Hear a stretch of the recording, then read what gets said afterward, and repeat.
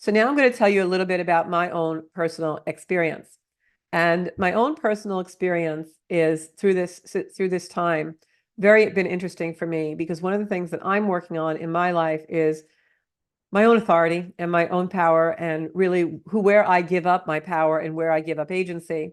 Now, I know for all of you who watch my work, you think, well, I'm pretty powerful and she seems to be pretty together. And of course I am. But we all have things in our life that are places where we feel insecure or unsafe. And so we have a tendency to form protection mechanisms, complexes that we run, the stories we run in order to feel better about ourselves or feel safer or just feel protected in some way. So I'm going to tell you a little bit about myself. And this is where I really expose myself. And this is part of what I am going to be doing moving on, because I feel like the more experiences I talk about and the sensations and the feelings that I have had in my life, I feel like if I can share them with you, maybe they'll help you with whatever you're going through. So I have a protection self-preservation mechanism that I've run my whole life. And that is that, especially I'm a Libra sun, so you can imagine these eclipses and this energy is really affecting me in my chart. And it's a 10th house Libra sun, which means that this is all about my life direction and new identity. And aren't I coming into that? And it's a beautiful feeling, but it's also not without its grief and its fear and its anxiety, because when we leave something behind that we've been attached to for so long, that's what happens, right? We have fear. And Pluto is playing a big part in this year's energy. And Pluto is all about our fear and inner desires, our attachments. So I'm working on some energy with my chart and changing an identity right now in the way that I am perceived in the world and the way I also present myself in relationship as far as those self-protection mechanisms that I run. And one of the things that was a formation for me in learning what was safe when I was a child was my father was an extremely prominent figure in my life. He was the authority figure. And my father was not really a nurturer, but he would have moments where he was like very, fun. And, you'd want to really be around him because he was a very charismatic person. But he also could be very abusive. And he was abusive. And so somewhere along the line, when my little brain was functioning, I thought that in order to get the safety and beautiful nurturing feeling that we all want, right? We all want connection. We want to feel loved, right? We want to feel safe, especially as children. He would be having those good dad times and kind dad times where, he'd think the sand at the beach was too hot and he'd pick me up and carry me over the sand just so my little feet wouldn't get hot. And then he'd have other times when he would beat us with a belt. So somewhere in my brain, my mechanism, I thought that in order to get that nurturing, in order to be able to have that reward of connection, I had to put up with the abuse. My little mind was formed that way. And so many of my relationships have been abusive. Maybe not in my life now in a physical way. Sometimes it's just the way someone speaks to me or is disrespectful, or even just the way someone can be controlling, not even in a mean or harsh way, but just a controlling person. And I only realized recently, even though every part of my being knows that's wrong, and I don't allow that in my life for many, many years now, I only realized and put together now where that protection mechanism came from. And it was during the Pisces new moon, because it revealed to me exactly where I would become unbound in my life and where I would become flooded with emotion. And so for anybody in a situation where they have someone who is, that borderline personality or narcissistic personality, whatever label you feel is right to give. I'm not a psychiatrist. I can't give it a label. If you're in a situation, really ask yourself that question: how has the way I form relationships revolved around my life? How has it affected my life direction?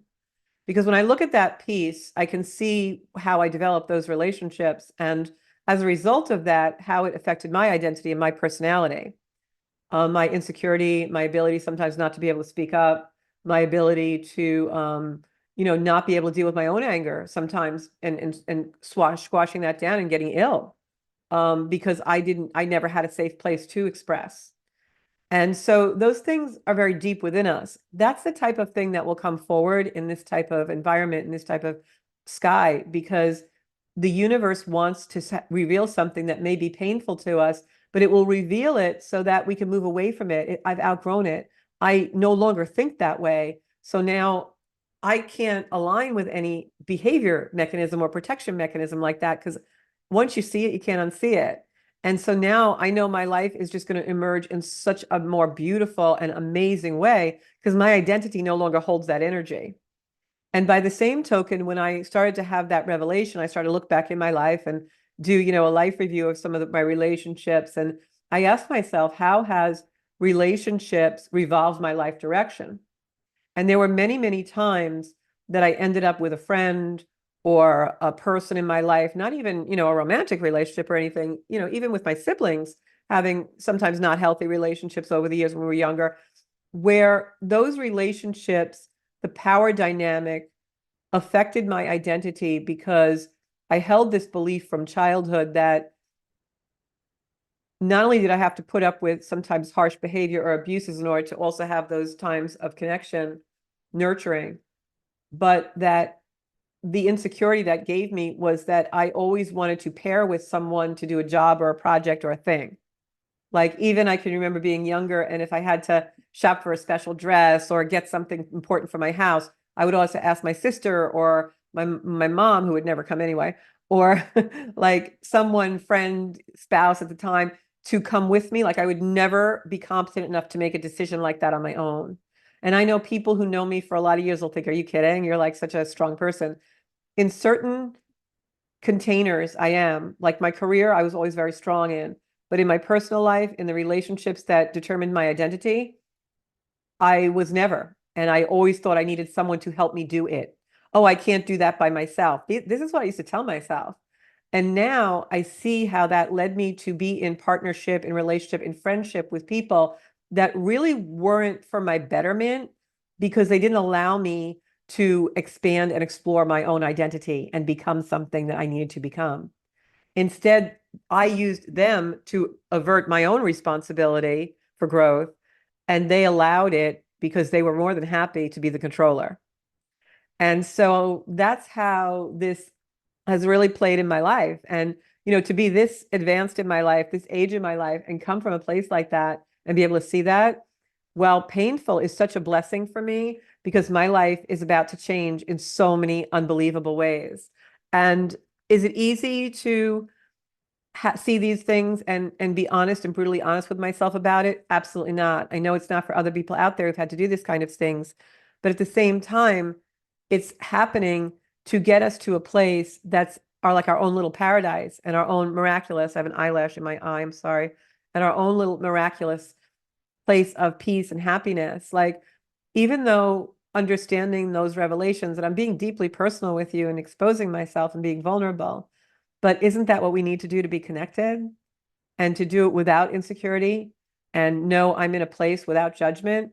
And if this goes out on YouTube, yeah, there'll be people who judge me and say, oh, she's wishy-washy or whatever. I don't care because now I'm really strong in my own authority and my identity. And I know that this video, if it helps one person, I'm fine being vulnerable because that's my mission, is if I can shorten the learning curve for someone so that they don't have to go through the trauma I did, or if there's other people out there that can come into the Zenkuda soul space community and help us all, that's what we're all going to do together because we've got to heal. We've got to really be in the place of what our soul's intention really is. Life is short and we need to use our energy correctly. So as these eclipses happen in your chart, really think about, what do I really need to let go of? What is it that I need to focus on to bring myself out of the chaos? What is it that I need to let go of, release, no longer give my energy or space or take up space within that has not been helping me? Where have I been harming myself and allowing myself to take up space in a complex, in a dynamic, in a situation, a relationship that makes me feel crappy, that doesn't feel right? That's just not my truth. Because these eclipses are going to bring out total truth for all of us. They really, really are. And I have to say, I'm going to be happy to see that, especially in my own personal life. And I hope for some of you. Now, that being said, this will happen out in the collective as well, not just in our lives, but in the lives of many who are not maybe awakened. And, there's a lot of wonderful people that are not deeply soulful, and that's fine. And then there are other people who are not deeply soulful and are pretty dark. And maybe that's because they have a lot of fear, or they're not well, or they just are very cynical, right? Those are the people that when pushed to have a revelation or pushed to let go of an insecurity are going to deeply be in fear. So send love out to that part of the world, because we don't need any more repercussions of all the fear that's going on in the world today. And that's where a lot of the darkness comes from. It comes from people who are afraid and they're disconnected from what's really important, and that's source. And that's God, whatever you believe in God to be.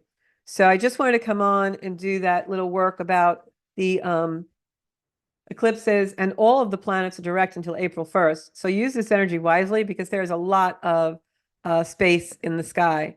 So when I talk about us integrating, I'm sorry, I have that eyelash. When I talk about us integrating this energy in a healthy way, it's really to bring you forward in your life. And not just, oh, I want to save money, or, oh, I want to buy a new house, or, oh, no, this is like deeply meaningful. These are changes that are going to occur, that now you recognize what no longer feels true for you. And that can be really heavy and really big stuff. So make sure that you take time to ground yourself in nature, get out there, get some sun, go into the forest and walk by the ocean, wherever you live, because this will end relationship patterns, just like it's doing for me. That doesn't mean necessarily it will end a relationship, but it means that it's going to end the patterns you have in a relationship. And now I can bring equality to a relationship, because I am going to think about myself in a very, very equal way. So that's what I wanted to say to you guys. And if you have any questions about that, put them down below, because I'd love to. Oh, a squirrel just came by. Sorry. Nature, right? I'm talking about nature. So anyway, put any comments you have below, and I will try and respond. Let's get a conversation going about how these eclipses are affecting you, and how the new moon that happened on February 10th affected you. Thanks so much. I look forward to seeing you all Monday night at 7 o'clock on my podcast, Zenkuda Soul Space, live on Facebook and all podcast platforms. You can also listen to me on Spotify. Thanks so much. I'll talk to you then. Bye-bye.